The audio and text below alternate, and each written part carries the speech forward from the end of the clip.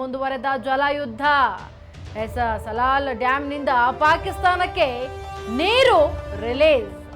ಬೆಳಗ್ಗೆಯೇ ನೀರು ಬಿಡುಗಡೆ ಮಾಡಿರೋ ಭಾರತ, ಆದರೆ ಈ ಪಾಕಿಸ್ತಾನಕ್ಕೆ ಭಾರೀ ಪ್ರಮಾಣದ ನೀರು ಬಿಟ್ಟ ಭಾರತ.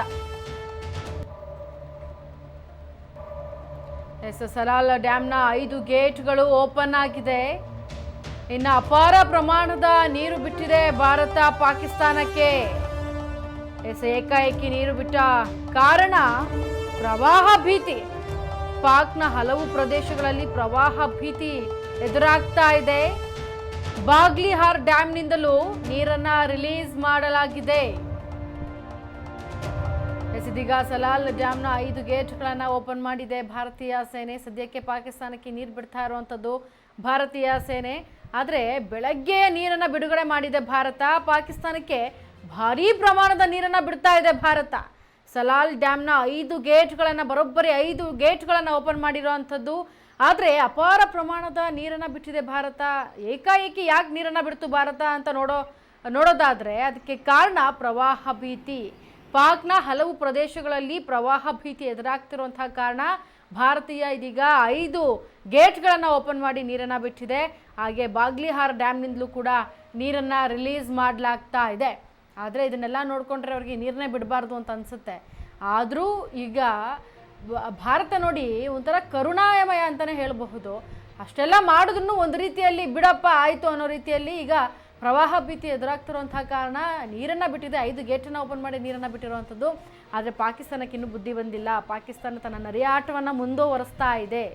ಅಮೇರಿಕ ಡೈರೆಕ್ಟಾಗಿ ಹೇಳಿದರೂ ಕೂಡ ನೀವು ಹೋಗಬೇಡಿ, ಮಾತುಕತೆಯಲ್ಲಿ ಮುಗಿಸಿ ಅಂತ ಹೇಳಿದ್ರು ಕೂಡ ಅಮೇರಿಕಾಗೇನೆ ಸಂದೇಶವನ್ನು ಕೊಟ್ಟಿದ್ದಾರೆ ಪಾಕಿಸ್ತಾನದವರು. ಇಲ್ಲ, ನಾವು ಅವ್ರ ಎದುರು ನಿಲ್ತೀವಿ, ಭಾರತೀಯ ಸೇನೆಯನ್ನು ನಾವು ಎದುರಿಸ್ತೇವೆ ಅಂತ. ಭಾರತೀಯ ಸೇನೆ ಮುಂದೆ ನಿಲ್ಲೋಕೆ ಪಾಕಿಸ್ತಾನ ಸೇನೆ ನಿಜವಾಗ್ಲೂ ಅಷ್ಟು ಗುಂಡಿಗೆ ಇದೆಯಾ ಅನ್ನೋದೇ ಎಲ್ಲರ ಮನಸ್ಸಿನಲ್ಲಿ, ಎಲ್ಲರ ಮುಖದಲ್ಲಿ ಮೂಡುವಂತಹ ಎಕ್ಸ್ಪ್ರೆಷನ್ ಆಗಿ ಯಕ್ಷ ಪ್ರಶ್ನೆ ಅಂತಲೇ ಹೇಳಬಹುದು. ಆದರೆ ಪಾಕಿಸ್ತಾನ ಯಾವ ಕಾರಣಕ್ಕೆ ಎದುರು ನಿಲ್ಲುತ್ತೆ? ಅಷ್ಟು ಇದೆಯಾ ಗುಂಡಿಗೆ ಪಾಕಿಸ್ತಾನಕ್ಕೆ? ಖಂಡಿತವಾಗ್ಲೂ ಇಲ್ಲ. ಯಾಕೆಂತಂದರೆ ಸುಮ್ಮನೆ ಬಡಾಯಿ ಕೊಚ್ಕೊಳ್ಳುತ್ತೆ ಅಷ್ಟೇ, ನಾನು ಮಾಡ್ತೀನಿ ಅಂತ.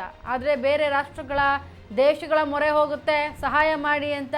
ಇಲ್ಲ ಮಧ್ಯ ಪ್ರವೇಶಿಸಿ ನಮ್ಮ 2 ರಾಷ್ಟ್ರಗಳ ನಡುವೆ ಏನು ನಡೀತಾ ಇದೆ ಇದಕ್ಕೆ ಮಧ್ಯ ಪ್ರವೇಶ ಮಾಡಿ ನೀವು ಅಂತ ಹೇಳ್ಕೊಳ್ಳುತ್ತೆ.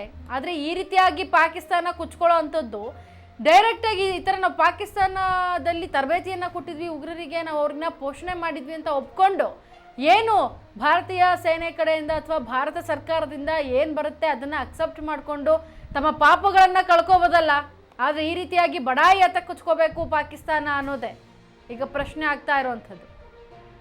ಹಾಗಿದ್ರೆ ಈಗ ಜಮ್ಮು ಕಾಶ್ಮೀರದ ನಾಗರಿಕರನ್ನೇ ಟಾರ್ಗೆಟ್ ಮಾಡಿರುವಂಥದ್ದು, ಅಲ್ಲಿನ ಸ್ಥಳೀಯರನ್ನ ಟಾರ್ಗೆಟ್ ಮಾಡಿ ಡ್ರೋನ್ಗಳ ಮುಖಾಂತರ ಅಟ್ಯಾಕ್ ಮಾಡುವಂತಹ ಕೆಲಸ ಇದೀಗ ಪಾಕಿಸ್ತಾನ ಸೇನೆ ಮಾಡ್ತಾ ಇದೆ. ಆದರೆ ಭಾರತೀಯ ಸೇನೆ ಯಾವುದೇ ಕಾರಣಕ್ಕೂ ಸುಮ್ಮನೆ ಕೂರೋದಿಲ್ಲ.